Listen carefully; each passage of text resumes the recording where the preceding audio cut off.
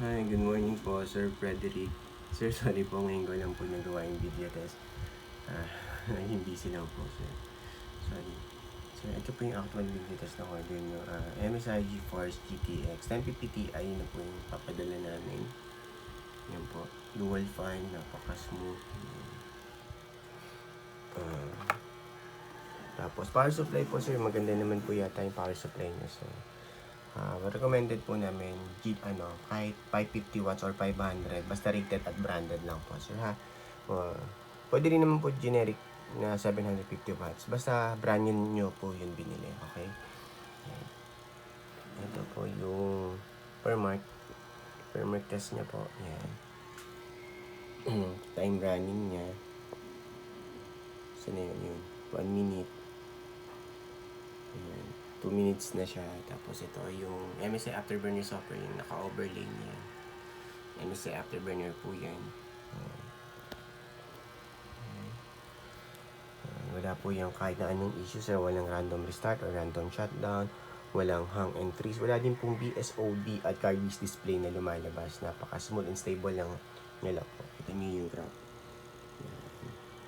Stable na stable lang. Ay, pag hindi po normal na graph yung peak baba, peak pataas, baba, up and down po yung graph. Yan po, stable lang, straight lang siya. Yan nyo po malalaman kung stable po yung video card nyo. Yan yung graph na yan. Pag nagbababa taas siya, yan, ibig sabihin hindi siya normal. Yung time check natin, 53 minutes na po. Yan po yung time na running po siya sa per mark. Mas pakita ko po yung serial number niya sa likod.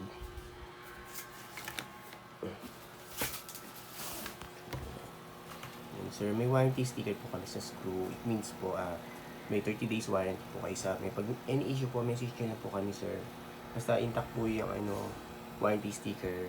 Help namin po kayo. Or pag di ko talagang gumagana sa inyo, papalitan po namin yun. Basta po, note nyo lang po, sir, bawal alisin yung warranty sticker. Parang hindi po mag-void yung warranty nyo. Lahat naman po ng store, ganyan, meron pong ganyan.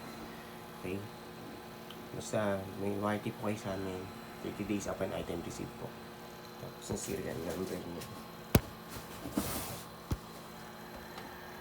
Tapos search.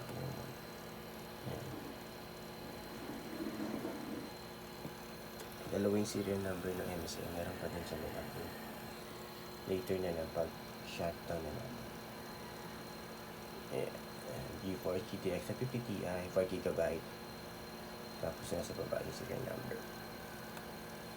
Alright. Tapos ito. Okay. Time check po ulit tayo na ilang minutes na siya running. Yan. Pasensya na ang galaw.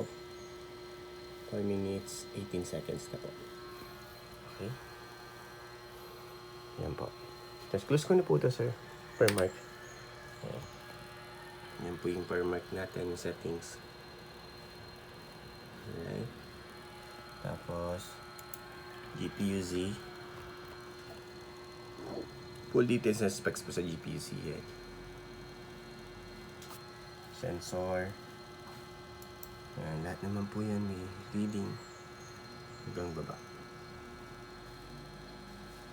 Alright, tapos ito, MSI Afterburner. Yan po yung kanina yung naka-overlay pa. Yan din po yung detected video kanya GeForce GTX 50 Ti. Alright. Tapos, right-click po sa desktop. Yan, for driver check yan po. Importante po na install yung driver. Iba po ang video card, hindi po nag-install yung driver. So, magtataka bakit lagi pala hindi naka-install yung driver. Dapat, sure kayo na naka-install or nag-i-install yung driver. Pag hindi nag-install yung driver, ibig sabihin po na may issue po yung video card. So, dapat talaga naka-install lagi yung driver niya. Alright. Okay. Tapos, open po ako Google Chrome. Ayan. For time and date checking naman po. Para alam niyo po real time, kailan ko po nire-record tong video. Tapos, before po namin i-ship out today. Sir, sorry Sir Frederick. Na-delay na po talaga namin itong video test yan. 9:05 AM Friday, July 11, 2025. Yan po yung current date and time natin. Tinitest po itong video test before po namin i-ship out din today. And real time po yan. Sa PH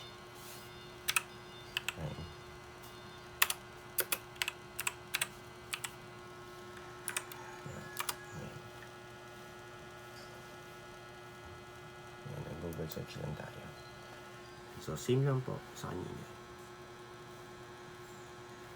Yan. Yan po.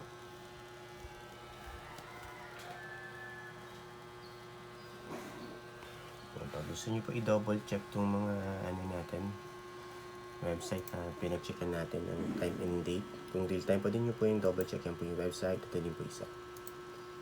May ads lang. Yan lang po. Yan. Okay. Yun lang po, Sir Frederick. Thank you po. Pasensya na po talaga na delay itong video test. Karoon na po ng konting aberya. Yan. Shutdown ko na po.